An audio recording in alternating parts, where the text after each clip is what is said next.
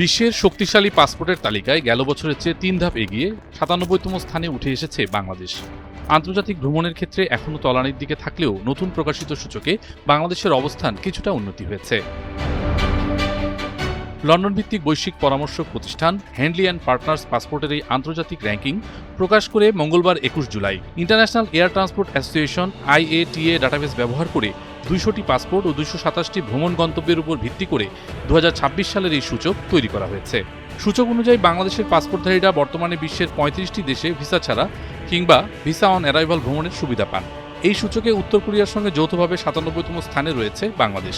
তালিকায় বাংলাদেশের নিচে কেবল রয়েছে Nepal, Somalia, Yemen, Pakistan, Iraq, Syria ও আফগানিস্তান। দক্ষিণ এশিয়ার দেশগুলোর মধ্যে সবচেয়ে শক্তিশালী অবস্থানে মালদ্বীপ। সূচকের ৫২তম স্থানে থাকা দেশটির নাগরিকরা ৯৩টি গন্তব্যে ভিসামুক্ত সুবিধা পান। এছাড়া ভারত ৮১তম, শ্রীলঙ্কা ৯৪তম স্থানে রয়েছে। অন্যদিকে বাংলাদেশের পেছনে থাকা নেপাল ৯৮তম ও পাকিস্তান ১০১তম স্থানে রয়েছে।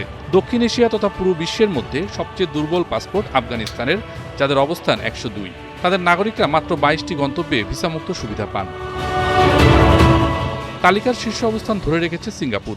দেশটির নাগরিকরা বিশ্বজুড়ে সর্বোচ্চ ১৯২টি গন্তব্যে ভিসামুক্ত যাতায়াত করতে পারেন।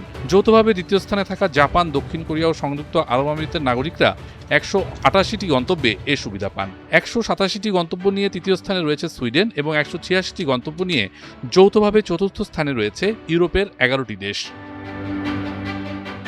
হ্যান্ডলি অ্যান্ড পার্টনার্স তাদের সূচকের ২০ বছর পূর্তিতে জানিয়েছে, গেল ২ দশকে বিশ্বজুড়ে বৈশ্বিক ভ্রমণ সুবিধা ব্যাপকভাবে বেড়েছে। ২০০৬ সালে যেখানে একটি পাসপোর্টে গড়ে ৫৮টি গন্তব্যে ভিসামুক্ত সুবিধা মিলত, বর্তমানে তা বেড়ে দাঁড়িয়েছে ১০৮টিতে। তবে ভূরাজনৈতিক উত্তেজনা ও সংঘাতের কারণে ধনী ও দরিদ্র দেশগুলোর মধ্যে পাসপোর্টের শক্তির এই ব্যবধান ক্রমাগত বৃদ্ধি পাচ্ছে।